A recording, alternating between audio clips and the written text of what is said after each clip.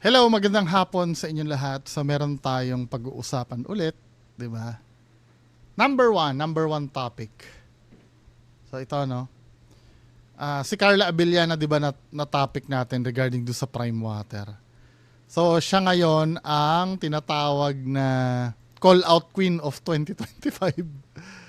'Di ba? After slamming Prime Water Tagaytay over ongoing water supply issue, Carla is once again trending this time for calling out Converge. Nako, 'di ba? Nakalagay dito. Oh. Dear Converge, please reach out to me directly. It has been a week since my entire street's Wi-Fi has been down due to the wires that collapsed a week ago. I've lost count of how many ticket numbers I have from all the reporting to your bots. We need to speak to an actual human being, and we need this issue resolved immediately, please. Oo, sometimes no, yung mga customer service, AI na yung pinapasagot nila. Nakakabwisit na minsan. Pag may concern ka, AI na yung pinapasagot nila, hindi na katulad nung dati na makakausap mo yung tao mismo. Anyway, abang tayo dito, no. Hindi pa naman sumasagot yung Converge eh. Tingnan natin. Next balita. Ito na topic ito ni Makagago eh. Ito ay regarding kay Wamos, no. Yung ito, no. Popular content creator Wamos Cruz is once again at the center of controversy after netizens slammed him from promoting online gambling while confined to a hospital bed. In recent Facebook posts, Wamos thanked God, his doctors, nurses, family, and supporters for taking care of him during his illness. His caption read, "Thank you Lord, pagalingin niyo ako para makapagtrabaho na po uli ako. Thank you po sa lahat ng doctors na..." Ito yung post, no. Ayan, no, "Thank you, pagalingin po ako kaagad para makapagtrabaho na po ulit ako. Thank you po sa lahat ng doctors, nurses na nag-alaga sa akin, lalo na sa mahal kong asawa, Antoinette Gale, kay Jelay at Mami. Thank you po din sa lahat ng nag-alala sa akin." Tapos sabay sa sabay do sa comment section niya, "Sa mga gusto maglaro, baka ikaw na sunod, swertein sa game na to. Registered na." Sabay promote ng sugal. 'Di ba? Sabi gano'n, "Thank you Lord, sabay promote ng sugal. Aray, get well condolence, promote pa ng sugal." Pero sa akin, no,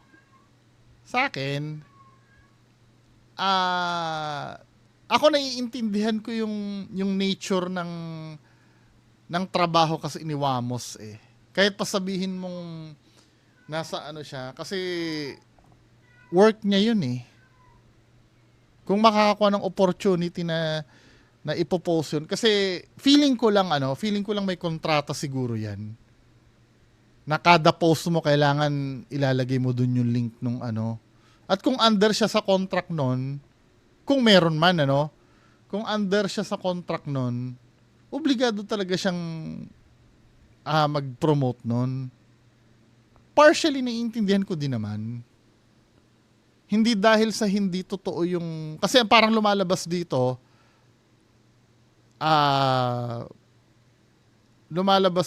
nawawala yung sinseridad ng pag-post niya eh. Dahil nag-promote ng sugal eh.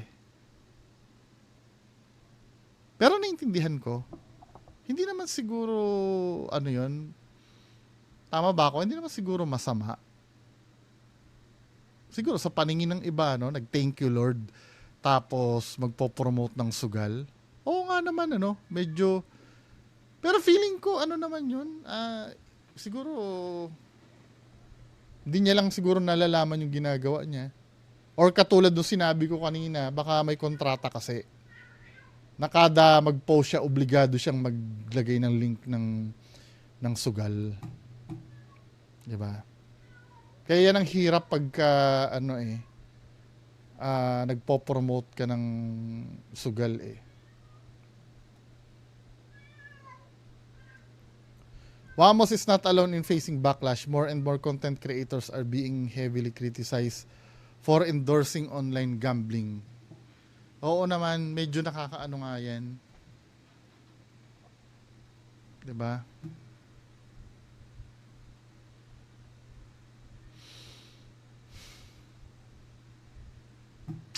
Anyway, so anong tingin nyo doon sa yung kay Wamos na yun?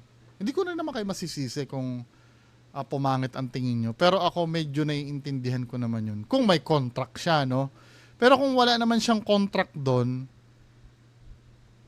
para nga naman siyang garapal nun kung pati pa ba naman yun eh. Pwede naman siguro sa ibang post, no? Pero kung regarding sa ganun. Anyway, next. So, ito naman, yung asawa niya, may issue na naman sa buhay. So, ito, no? Kasi may mga netizen na sinasabi, pumanaw na daw si Wamos. Ito, basahin nga natin details na ito. Ano ba naman tong buhay ni Wamos? Sabi ka na dito, Antoinette Gale umalma sa ginawa kay Wamos. Tama ba na patayin at sabihin pumanaw na? Naglabas ng emotion si Antoinette Gale laban sa mga netizens na nagpakalat ng maling balitang pumanaw na umano ang kanyang partner na si Wamos Cruz habang ito ay nagpapagaling mula sa operasyon. By the way, ang pinaopera kasi ni Wamos ay los-los, di ba? Los-los yung hindi naman life-threatening yun. Actually, yung ibang yung ibang case ng los-los, sa pagkakaalam ko, minor yata yun no? Kasi nung nagkukumpleto kami ng cases na ganyan, may mga case na kailangan na fill upan bago kami makapag-board exam 5 major case, 5 minor. Di ba may ganon? Correct me if I'm wrong, minor yata lang ang los-los na operasyon. Tama ba ako? Minor yata ito Anyway, whatever. So, dito los-los yung inoperahan niya. Tapos iginiit ni Antoinette na hindi makaturungan ng pag-atake sa isang tao na may karamdaman at binigyan diin na hindi siya papayag na manahimik habang nasasaktan ng mahal niya. Nilinaw ni Antoinette na ang kumakalat na promotional post tungkol sa sugal sa comment section ni Wamos ay bahagi lamang ng dating automated system at hindi personal na ginagawa ni Wamos habang nagpapahinga siya. Automated pala yun. Ipinahayag ni Antoinette ang kanyang galit sa social media at nagsabing sana ay bumalik ng 10 beses ang karma sa mga taong nagpakalat ng maling impormasyon at nagpapatawa sa sitwasyon na may sakit. Diba? Pero ilang taon na kayo nagso-social media, hindi ba kayo sanay sa basher? Kasi halos lahat yata ng masakit na sinabi na kay Wamos di ba? Pero iniisip ko rin sa kabilang banda kasi issue din yan pag sinagot niya no. Magva-viral pa rin siya katulad nito, sinagot niya, di ba? Okay lang. Pero kung sasabihin niyo na yung magagalit kayo dahil do sa kinoment, ano na yan given na yan di ba? Sa dami ng may inggit kay Wamos, sa dinami ng may galit kay Wamos, lahat ng uri ng galit kay Wamos nandun na Actually, hindi lang kay Wamos, kahit sa lahat din naman ng social media influencer. 'Di ba? Hindi naman nawawala 'yan. Para lang ang dating parang baguhan pa kayo sa mga ganyang bagay. 'Di ba?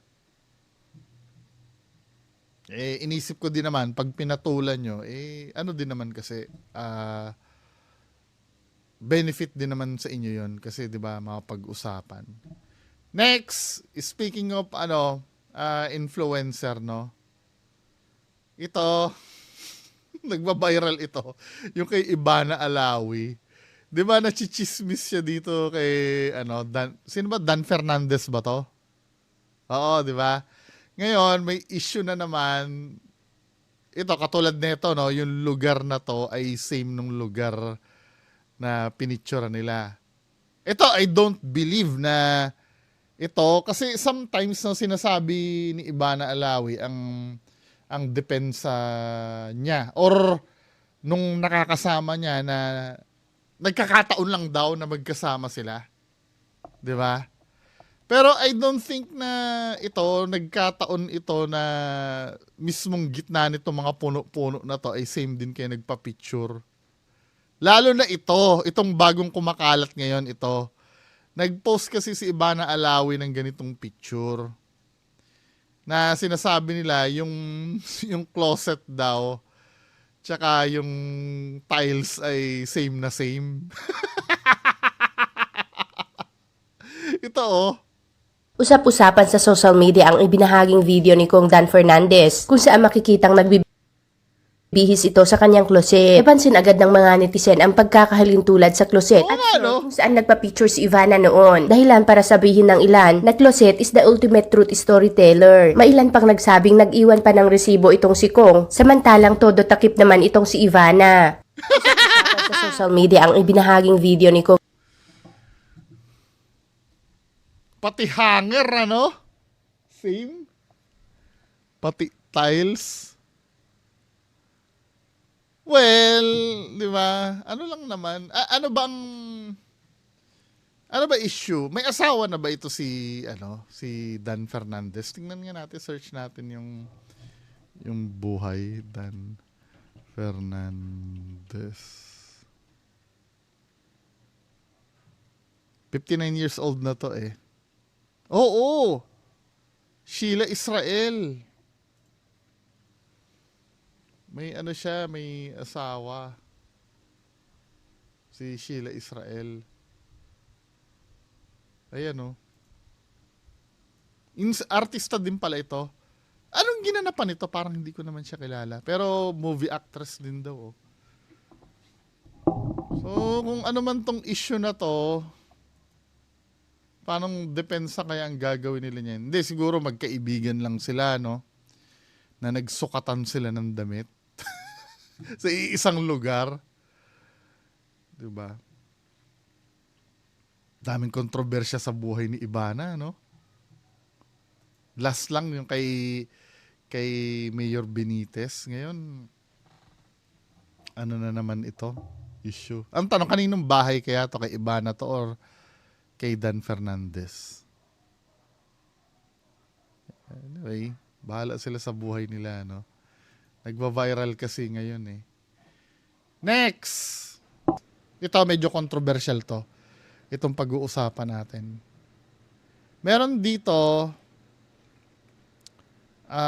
si Violet, hindi ko kilala to eh, pero internet personality daw to eh. Si Violet Huelar, may mensahe sa mga tatay na hindi tanggap ang kanilang anak na LGBT. Naniniwalang LGBTQIA+, internet personality at beauty queen na si Violet Huelar ba, na ang mga totoong bakla ay yung mga tatay na hindi tanggap ang totoong pagkatao ng kanilang mga anak. Sa isang mensahe, pinuri ni Violet ang kanyang ama na tanggap ang kanyang pagkatao. Lalaki pa siya, Tatay Toto, sa lalaki talaga. Kasi ang mga tatay na hindi tanggap ang anak, yun ang talagang bakla, duwag sila sa katotohanan. Ironic, no? Ironic na nanggaling sa kanya na duwag daw sa katotohanan. Hindi ba parang kayo yung duwag sa katotohanan na lalaki talaga kayo? 'Di ba? Pilit yung niloloko ang sarili nyo. Ito real talk lang, no. 'Di ba? Kung feel nyo na babae talaga kayo, go ahead, no. Pagpatuloy nyo. Pero you can't deny the fact na pinanganak kayo na may pototoy. 'Di ba? Sinabi nga sa akin nung kadiskusyon ko dito minsan si Sir Oyabak, no. Halimbawa, ikaw ay inilibing ka. Thousands years ago, pag nahukay yung kalansay mo, hindi naman madidetermine doon kung LGBTQIA ka eh. Makikita pa rin ang DNA mo at skeleton mo as lalaki.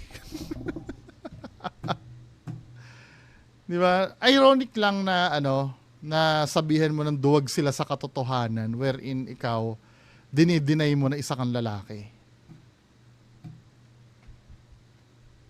Naiintindihan ko no na kailangan ng tatag ng loob para tanggapin mo na ang anak mo ay bading. Kung let's say, halimbawa ikaw ano, may pangarap ka sa anak mo na gusto ko paglaki ng anak ko magiging sundalo ito, magiging boksingero ito. Basta yung mga kilalang panlalaking ano, sabagay may babae ng sundalo no. Pero basta maging or may pangarap na alam mo yon, 'di ba? Pangarap mong magkaapo sa anak ko, mga ganyan. Tapos malalaman na ganyan ka, masakit 'yon sa tatay lalo na kung umaasa siya na ipapagpatuloy mo yung lahi nila. 'Di ba? Real talk lang ano. Hindi madali 'yon. Well, totoo naman yung sinabi mo na talagang kahanga-hanga yung mga tatay na tumanggap sa mga katulad mo bilang anak. Kasi talagang ano yan eh, isa sa fear ng ano yan eh, ng tatay yan eh. Yung ganyan. Kaya, di ba minsan nababalitaan natin may binubugbog dahil naging ganyan. Pero, yung dinagdagan mo pa, okay na sana to eh. Okay na to, yung lalaki pa siya, sa lalaki talaga. Kasi ang mga tatay hindi tanggap ang anak, yun ang talagang bakla.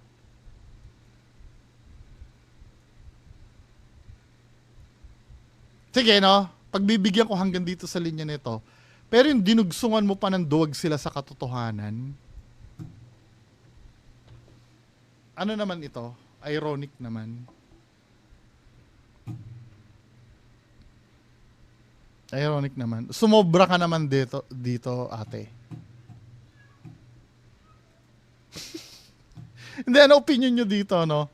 Inuulit ko ha, walang problema doon.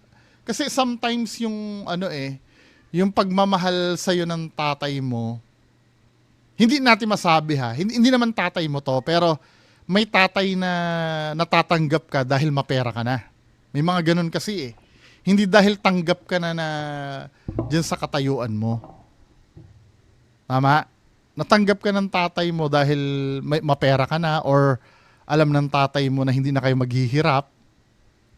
'Di ba? Pwede kasing ganon. Hindi ko sinasabi ganon ng tatay mo ha. Pero yung sasabihin mo na tinanggap ka, alam mo ba ano ba yung reason na tinanggap ka talagang ganyan o tinanggap ka na lang dahil kailangan? Patutunayan mo pa rin yun eh. 'Di ba? Kaya dito sa mga comment dito, ano eh, nabasa ko dito, naku, nagsalita ang tunay na duwag sa katotohanan. Tama na yung respeto na ibinigay sa inyo. Wag mo na isali ang mga tatay na hindi baluktot. Tama, di ba? Respetuhin kung may mga ganong tatay dahil kayo nga ay hindi nyo tanggap na lalaki kayo. Tanging bakla lang ang nagpapaka-entitle eh. Tinawag mo silang sir bilang paggalang dahil hindi mo sila kilala. Aba, galit na dahil dapat madam daw dahil babae sila. Mali na kaming tuwid. Pagsasabihang bastos dahil natawag kayong sir. Respeto yan na ginagawa nyong baluktot.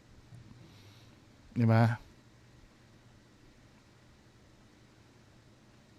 Or sanang statement mo na lang, no? Tungkol sa tatay mo na lang talaga. Huwag mo na idama yung tatay ng iba. Kasi at the end of the day, yung mga tatay na nagagalit na bading ang anak nila, may concern kasi yun sa kanila eh. Pwede kasing ayaw nilang tumanda kayo dahil na walang mag-aalaga sa inyo, di ba? Pwede kasing ganon. Or ayaw ng mga tatay nyo na tutukso-tuksuhin kayo. Pwede kasing ganun eh. Kaya pinipilit kayo maging lalaki talaga. Or sa religious belief naman. Di ba? Maraming factor kung bakit siguro nagagalit ang isang tatay pagka naging bading kayo. Medyo ano naman ito,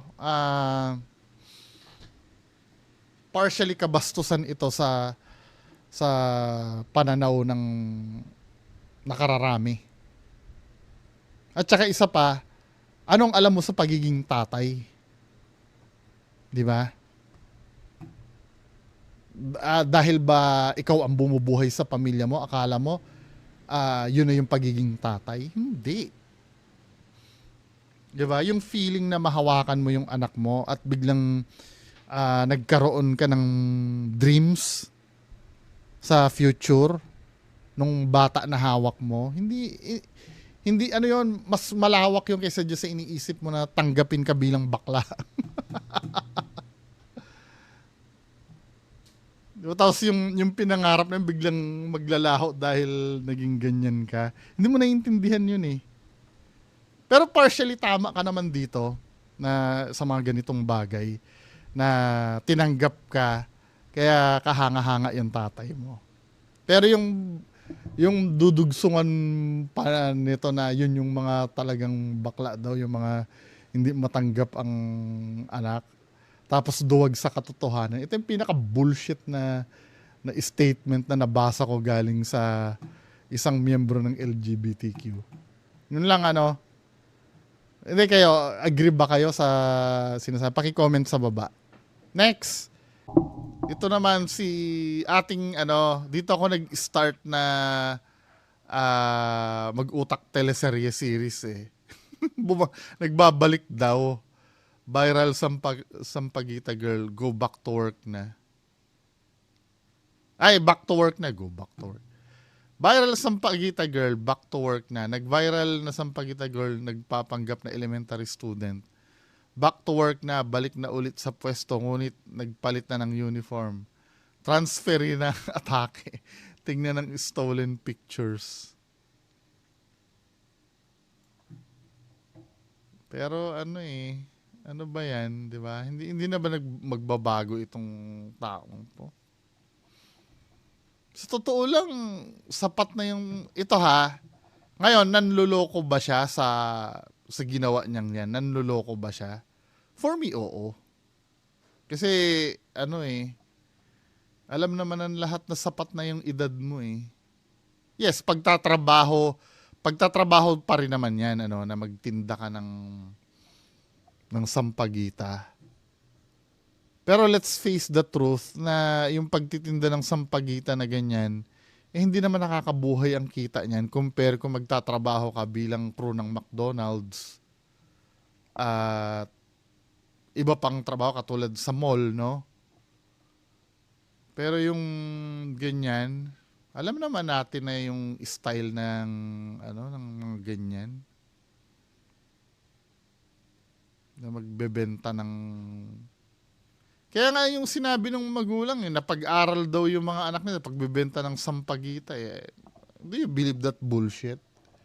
Ganun ba? Hindi naman sa lahat ng oras yan eh. Kahit pa maubos yan gabi-gabi eh. Magkano bang tinutubo dyan? Hindi, wala rin naman ako idea. Baka malay mo, milyones ang... or malupitan ang tubo dyan.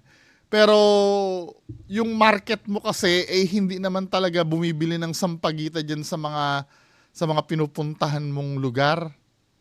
'Di ba sana ko, sige, magbebenta ka ng sampagita sa tapat ng simbahan kasi doon essential 'yan eh. Pero maybe may pabili-bili ng sampagita paglalabas ng mall. Meron. Kung may altar sila sa bahay, na lalagyan, na maaalala nila. Pero I don't think na karamihan ng pupunta sa mall, bibili ng sampagita mo. Sa marketing, na nga lang, bagsak na eh. Sa aspeto ng marketing kasi wala sa location yung niya eh. So, ibig sabihin, I therefore conclude na hindi naman pagbebenta ng sampagita ang habol nito eh. At proven naman yan. Actually, nung kailan ba yun? Tinatamad lang ko i-upload eh. May nakita din akong ganyan sa may ano, saan ba ako yun? Pumunta kasi ako ng Walter Mart Muñoz. Nagpagawa ako ng camera, ng 360 camera ko kasi may sira. Doon sa may overpass doon, pagsakay ng, ang ganda pala ng carousel, ano? Yung, ano, talagang, nasasabi ko lang yun dahil, linggo ako pumunta.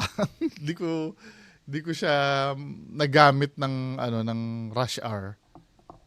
Pero kahit na maganda yung sistema ng carousel, as in pag umandar na yung bus, walang ka-traffic talaga kasi may exclusive silang daan eh. Unlike yung dati, di ba yung sistema ng bus dati sa EDSA, pa lisaw-lisaw sila ng ba't tayo napunta doon Hindi, kasi nung pumunta ako, may nakita na naman ako linggo, naka-uniform.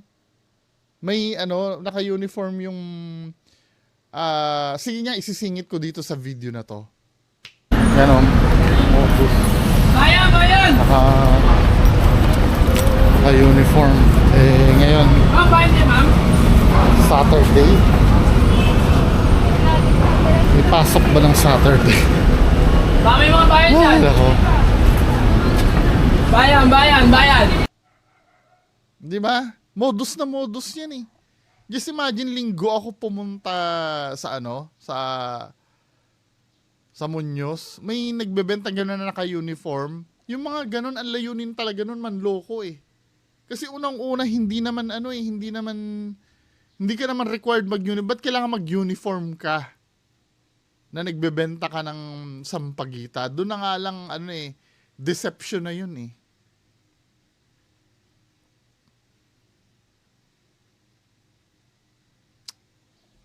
Okay, maawa kayo dyan, di maawa kayo dyan, pero napatunayan ng modus ang ginagawa nito eh. Di ba? Paano napatunayan? Unang-una, naka-elementary uniform siya. Hindi naman siya elementary. Doon palang deception na yun eh. May panluloko na doon sa part na yun eh. Di ba? Ito yata, kinukuha yata nito, pharmacist. Tama ba ako? Kung yan ay first year, second year, pwede pa tong ganito, pero all white ang pharmacist pag nag third year, fourth year na eh. Doon, ano bang niya? Last year, so baka mamaya second year na to. Ito yung pinakamalaking deception na ginawa niya mag-elementary, daming umaway sa akin yan dati noon. Na hindi ko daw Next issue. Ito, kumakalat ito, kilala niyo si Jobilin Galieno? Yung nawala sa Palawan. Kumpirmado daw, Jobilin Galieno nakita daw sa resort, Rizal, Palawan, pinaplano ng dalhin sa Malaysia daw. Ang tagal na nito eh. Tsaka kung anuhin mo tong itong article na to, wala namang bearing to eh. Fake news ito. As of now ngayon kung lalabas ito sa mainstream media, yun talagang i-confirm nila kasi dito sa dito sa article na to, may minimension na kinumpirma daw. Dito pa nga lang sa statement na in a jaw-dropping development that has stunned entire country. Hindi pa nga alam ng buong yan eh. Buong Pilipinas eh. According to the PNP Palawan daw and local barangay official. Jobilin was discovered after a resort staff member contacted authorities, claiming a housemaid who looked strikingly similar to the missing woman had been working there without proper identification. Diba? Sino naman ang gumawa nito? Pero pag pinlay mo naman yung yung video, wala namang talagang confirmation, 'di ba? For now, fake news ito. Sana binalita na 'yan eh. Lalo na sa 24 oras, 'di ba? Yung mga nanonood diyan, dapat alam nyo na 'yan. So, yan lang ang pag-uusapan natin. Medyo mabilisan comment na lang kayo sa baba kung may masasabi kayo. Magandang hapon sa inyong lahat. Bye-bye.